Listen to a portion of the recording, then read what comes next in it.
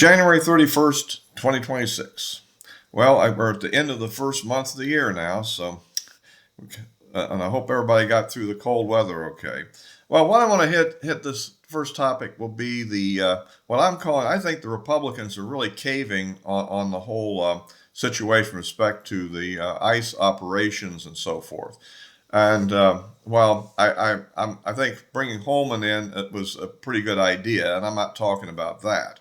What I'm talking about is what they're doing with this bill. It has the five departments of the government in it, and they're agreeing to a compromise and passed the Senate that essentially they're stripping Homeland Security out of the budget and simply doing a 2-week continuing resolution, while the other four departments are funding is included and it's been passed to the Senate. So that'll then go to the House, which is out of session. So we'll have to, wait till they get back in session to vote, presumably on the second or third. I don't know, it'll be late on the second or early on the third to pass it, assuming that they agree with everything that's in this current bill.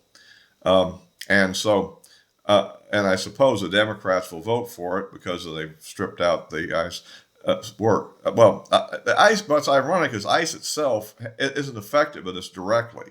But what this will allow them to do is to write things in legislation that will affect ICE in some way when they get around to the original, finally get around to actually 2 weeks down the road trying to pass an actual Homeland Security budget, if they can get it through. And I think that the irony of this thing is that ICE itself is already funded as is in a big, beautiful bill. So this gives them an opportunity, therefore, to do, and all they're really, this includes things like like the Coast Guard and I guess Secret Service, all sort of things are in this Homeland Security bill. So anyhow, I see this as a bit of a cave. I would have rather just went ahead and demanded that the Democrats stick with the compromise they'd agreed before. I don't think the shooting of Prete in Minneapolis really justifies backing off on this. If the Democrats want to shut down the government over something of that sort, then let it be that way, is my kind of viewpoint. I think people will get a little annoyed at what they're doing. But then again, that's kind of my approach to it. I mean, but anyhow, we are where we are, so I presume our ICE enforcement is going to be reduced. I mean, the idea that they can't wear masks, which means there'll be more people being, doxxed and so forth and harassed over it, I think is going to be an ongoing problem. So, at any rate, that's my opinion on that. If you like these videos, please give me a like, subscribe, click the bell for notifications, or you can follow me on Rumble. But I want to get on another interesting topic, which is sort of related to my first one, is I see that since I was a little nervous when I put out my theory in the last video about the shooting of Alex Prete, and why it happened. But so far, nothing has showed up that disproved it yet, which I find interesting. I thought I was a little nervous. But it's actually hung in there pretty good. So we'll see how that turns out. Any way you slice it, though, I'm just puzzled at why there's one shot. There's a big gap. Then there's rapid fire 3 shots. Then there's a whole bunch of shots. And I'm kind of wondering, what was that first shot and why did it happen? There is another possibility, which would be just an unintentional discharge of one of the agent's weapons. But so I think it's either Prete's weapon that went off for the reasons I stated when it was being carried away, in which case that should be easy to prove because I'm sure that the front sight would have ripped up that guy's glove pretty bad if it had. So when he was holding it. So anyhow, we'll have to see how that goes. But I thought that was an interesting situation. But then again, so let's get on to some other things that's pending, and that is that this armada, as they call it, that's moving into the Arabian Sea near Iran, threatening to launch some kind of attack on Iran. And so we're watching that one. And of course, the normal dissident voices of people on Judge Napolitano and Daniel Davis are screaming bloody murder at this point. Um, I tend to still think that there's not going to be an attack. I may be wrong, but the Iranians are threatening a major strike back at U.S. bases in the area and potentially at Israel. Um, and so, and apparently most all the countries in the area have pretty much said you can't use our airspace to do the attack. We do have, I think, a couple of squadrons, I believe, of F-15Es or some in Jordan. But I understand there's a popular protest occurring in Jordan against allowing us to use them in this conflict. And then you've got Saudi Arabia's out, and I think Iraq, excuse me, and I think the Emirates and so forth. So nobody wants this to happen hardly. So I'm just doubtful. And also the original reason for this whole thing, at least publicly, was this revolt that was going on in the street, but that's been pretty much suppressed.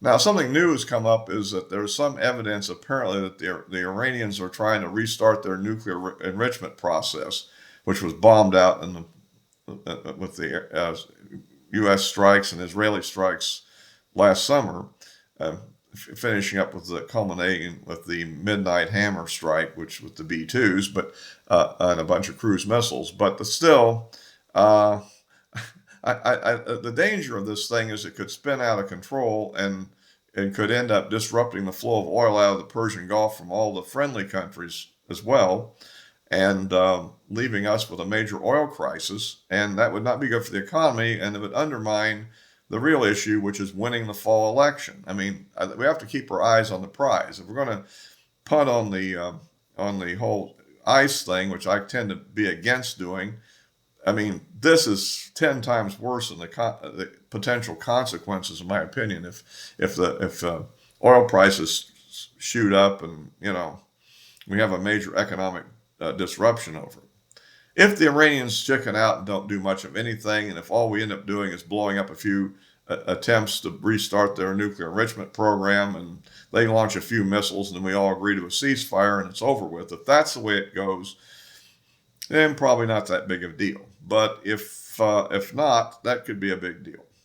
So another thing I want to get into, which is rather interesting, recently there was a group of a commission, or what they call it, of 5 generals in the Chinese military, and it was announced that President Xi had purged 4 of the 5, and the only one left was the general, which was basically what they call the commissar, the political officer corps. The people that in all these communist things, you always have the commander and you have the political officer with him to make sure he's on track with the ideology, right?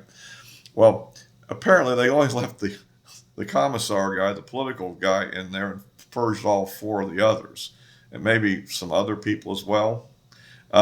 And a rumor I saw on the internet, I call it a rumor, it's a statement of it, I don't call it confirmed by any measure, but it's interesting to think about, is that actually there was a coup against Xi that was in works, and his intelligence people apparently found out about it before it went into the field, and he basically arrested them before they could arrest him, so to speak. So I don't know if that's true or not, but that could have some major political ramifications also, I think. And we don't know what the distinction was, whether they were simply objecting to his anti-corruption purge that he was doing, or whether maybe he has some hawkish intentions that they didn't want to throw the country into, or we don't know what. But as I mentioned in a previous video, that China has been providing a actual combat weapon, a laser system to fight drones to Russia, and I think that's the first time I've noticed that the actual weapons that could be used in the Ukraine war were provided to Russia by the Chinese. They certainly provide a lot of second, dual-use items, I'm sure, computer chips and all kind of things of that sort, and maybe helping them with other kind of things that they need to get in there to make their weapons. But pretty much they're making their own, or they're also getting some from North Korea. But so this is an interesting development. If it really turns out to be what it is, that, it's just something to keep an eye on.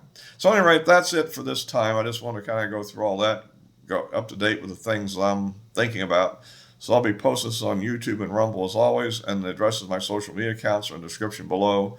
I post most frequently on X, little comebacks to Democrats, which are kind of fun. I think I get a little bit more visceral in some of those. So anyway, all for now.